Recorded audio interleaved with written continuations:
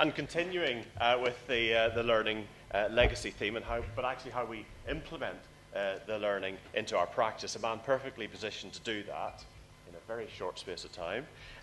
Next keynote speaker was previously the head of sustainability at the ODA, but is now the head of environmental sustainability at University College London. Please welcome Richard Jackson.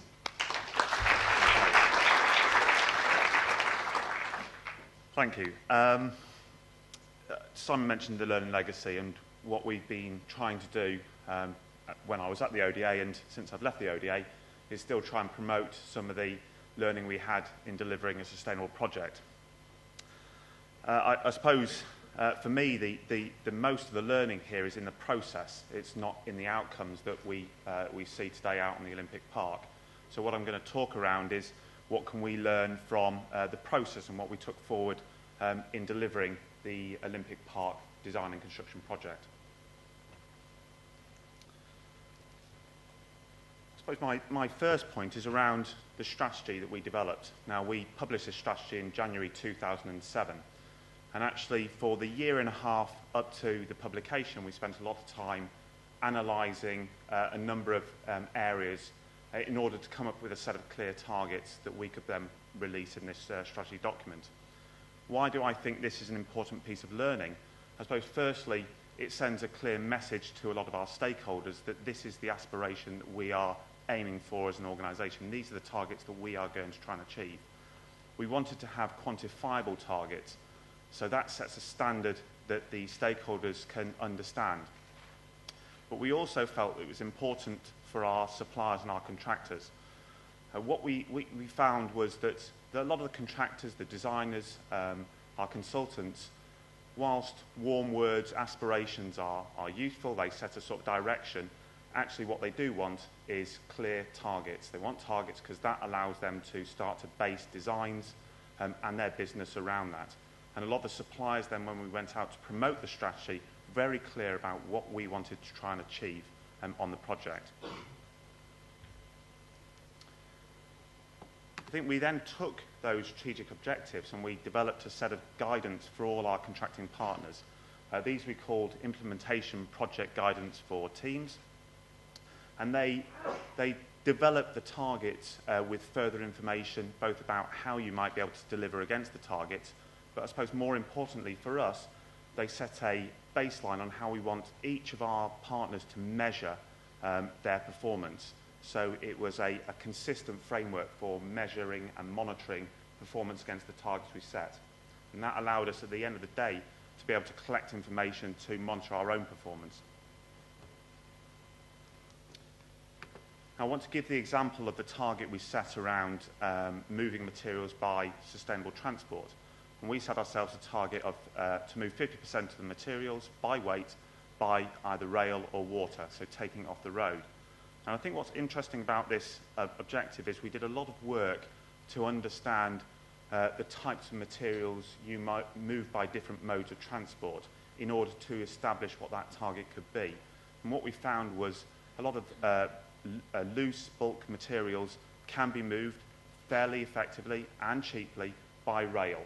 We have a railhead on the Olympic Park, so we found that we could actually achieve quite a considerable target in this particular area. Now, the way we sold this to our leadership team was not only around, the good element of this. So, we're doing this, we're delivering a sustainable outcome. We also sold this on the basis of de-risking the project. What we didn't want to do was use the roads. We have one major road link into the Olympic Park. Potentially, with congestion in London, the problem we may have is that if those roads get congested, then we limit the movement of our materials to the site. So we argued that actually, by opening up alternative forms of transport, we can start to de-risk that programme that we have. And so therefore we were able to set that 50% target that we brought forward. I think the next thing is quite an obvious thing, but we found we wanted to try and get our leadership team involved, and then also a lot of the contracting teams and the operatives working out on the site involved in this overall project. Again, I don't think this is rocket science. It's not new to any of you. But the way we went about it was we decided that firstly we wanted to create a board within the ODA with a client team. The board would consist of our chair, John Armott, our senior management team, our executive directors, and they would meet on a quarterly basis. They would review all of our measurements against our sustainability targets, so they're getting constant information on how we're doing against the targets we set. That actually was really important because that left them with a body of knowledge about sustainability, which they could then talk with other external parties about our goals, our objectives. It also meant we were involving them in the decision-making process. So we were taking them constant information about the project, and they were making decisions on how we would we'd achieve against some of those targets, particularly where we had some big risks. We also found that we wanted to involve the project teams, and we set up a leadership program with our contracting partners. And this allowed us to share some of the risks that we found around the environment and sustainability agenda and pass them down to the projects, for the projects then to share with their operatives to find solutions. So it's important for us, I think, to think about governance structures and how we share information and how we use the information and pass that information down between parties that we work with. We wanted to constantly update and refresh our communications with the project teams. So we ran a series of poster campaigns right around the Olympic Park. We tried to reflect environmental risk in some of those poster campaigns. So as we moved into the summer season, where you're likely to get more dust, we started to run campaigns around dust control measures. What we also found was we set a series of visual standards, and this poster here in the bottom left corner is one of our visual standards.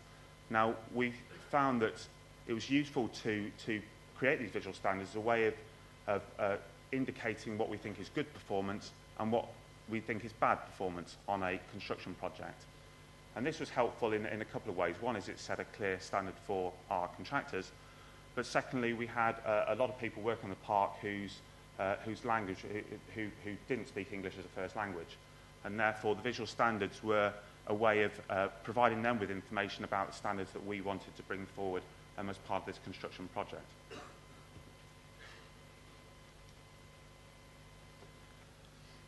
In some ways, I think the HE sector and a construction project are quite different. In other ways, I think they're quite similar. We had at peak 6,000 workers working on the Olympic Park. In some ways, it's equivalent to having a lot of students running around a campus. I don't think either of those bodies of individuals would say sustainability is their most important consideration. Students, probably it's about drinking and social life. Our contractors, probably about making money and making a living. And what we wanted to try and do is think about how we could inspire our contractors to engage with this environmental agenda. So we realised early on that actually there's quite a lot of power in the brand, which is the Olympics. More importantly, these pin badges, this image at the top is one of the pin badges. We realised that the pin badge is something that people want as a token of working on the Olympic Park. So we created a pin badge. We created only 1,000 of them. They're very limited. And we awarded a pin badge to an individual worker working on each of the 18 projects on the park that showed a level of achievement around some of our environmental risks and some of our environmental targets, and that was awarded on a monthly basis. I think what we're finding now is an awful lot of these pin badges are up on eBay, so if you want to try and get hold of one, I think they're around about £30, £35.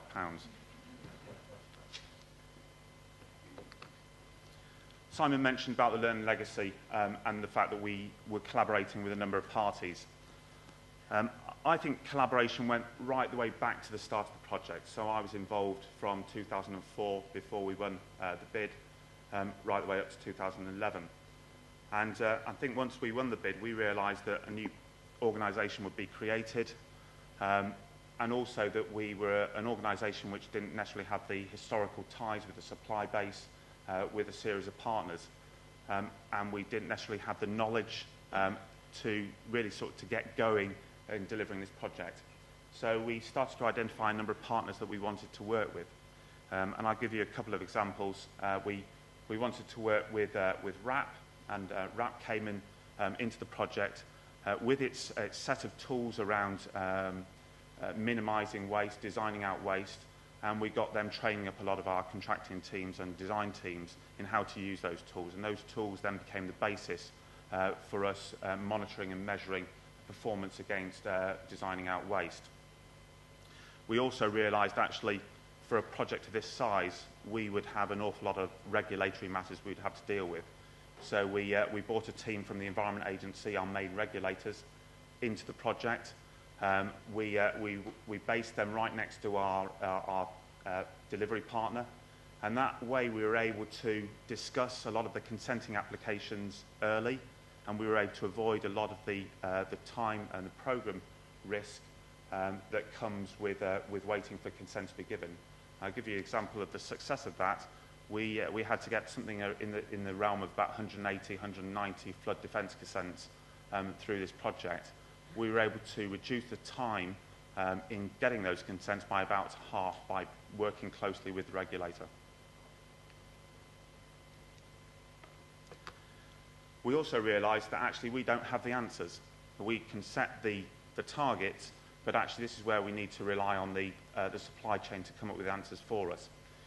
We said we wanted to deliver a more sustainable concrete. Concrete's not really that sustainable, but we wanted to encourage more recycled aggregate. We also wanted to look at using cement replacement as part of the concrete production process.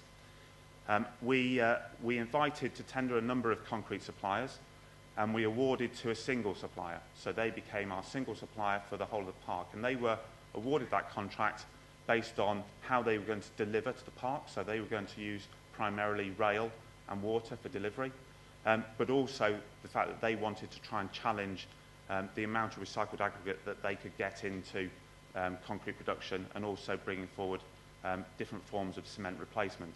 And as a result of that, we've been able to really challenge some of the targets that the design and engineering industry are using in terms of structural concrete. I think the next part for me is about being credible. That actually it's all well and good having your strategy up front and saying you're going to achieve these targets, but actually at the end of the day you need to have teeth when it comes to people not meeting the targets that you've set. We required all the contractors to prepare environmental management plans before they started work on site. And we made it clear that you wouldn't be allowed to start work until you had an approved environmental management plan in place. And of course, with the construction industry, there's one or two people who like to just test that a little bit and see how brave you are as a client. And so we pushed back on them and we said, no, you're not going to be allowed to start on your program date because you've not done this. And actually that caused a little bit of friction, but what it also did was it sent a message right way across the park that this client is quite serious about this issue. I'll give you another good example of this. We had a bit of a problem with mud on the road. So we had a couple of contractors that decided actually they didn't need to wash the wheels of some of their larger vehicles when exiting some of their sites. And that created a lot of mud on the main highways and potentially a risk to some of the users of those highways, particularly motorcyclists. Now we told the contractors that we wanted them to wash wheels before vehicles left their sites. And we still found that one or two contractors decided they didn't need to do this. So instead of kind of just continuing to have that dialogue, we decided we'd just put a couple of concrete barriers in front of their exits. That soon stopped them from doing that. And I think that was a clear message from us to them that we are not going to tolerate, poor performance. We're not going to tolerate poor environmental performance on this project.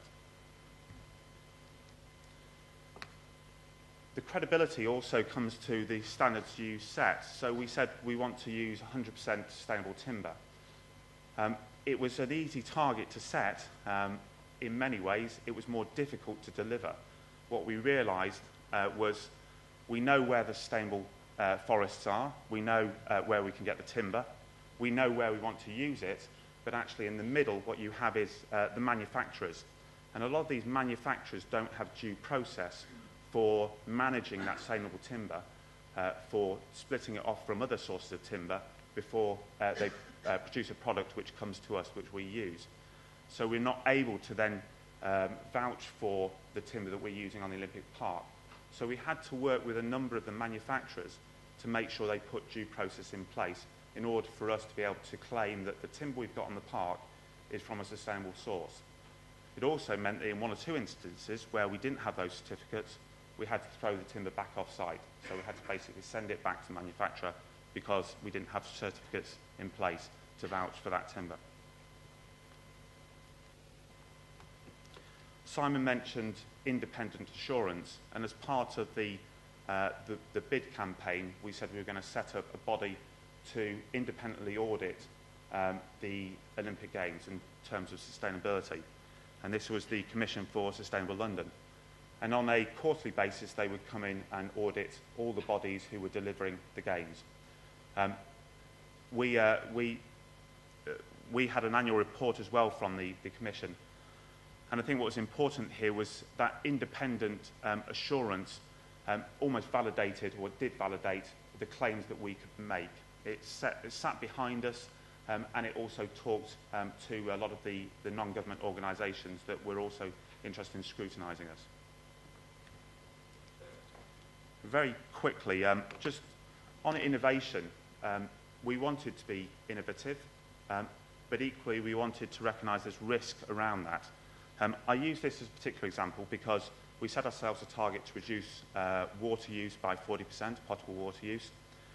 We realised we could achieve about 18% of that target through water efficiency measures. The remainder we really struggled with. We struggled to find a suitable way of delivering that, partly because the cost benefit of putting in large rainwater harvesting systems in venues which are infrequently used just didn't stack up. So at the end, we looked at this black water treatment system. It was a high risk for us because it's a relatively new technology in the UK. This is a commercially sized system. The way we've tried to manage that risk is going into a joint venture with Thames Water. So we've contributed to the upfront costs, but Thames Water will take responsibility for managing that system. And that system will then provide us with a non-potable water source around the Olympic Park for the energy centre, for irrigation of the parklands. I suppose the final thing for me is, given my experience on the Olympic Park, what is really UCL doing now to learn from that experience? I think very quickly, we realised that we actually want to step back, look at how we're performing. We don't necessarily have good data, so we're going to generate that data, and we're going to use that data to set a clear strategy for us, which sets out what we're going to aim to do in the next 3 years.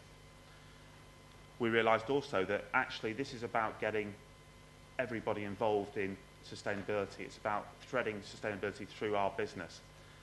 We want to start by getting our leadership team involved, and that comes through constant reporting to the leadership team. So I'm now setting up a process of constantly reporting back to my senior management team against some interim targets that we've set ourselves.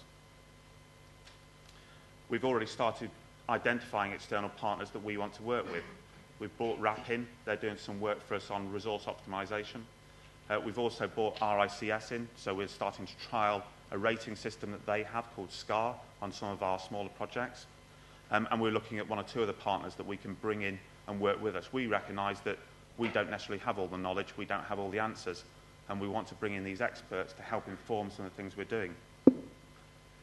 We want to set a common standard for the way people work around UCL. We recognise that actually a lot of the work that happens around UCL happens right next to our customers, our staff and our students, and we want to make sure that people who are working at UCL are working to a common standard when they come in and work on the campus. We also realise that as we deliver projects, what tends to happen is that you are involved in the specification, but actually you're not involved as you go through the project life cycle.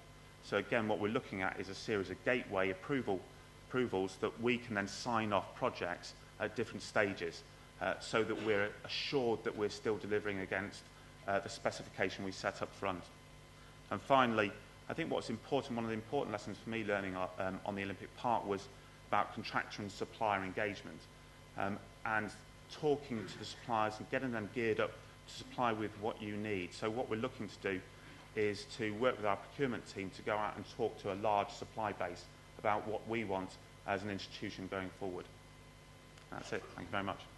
you.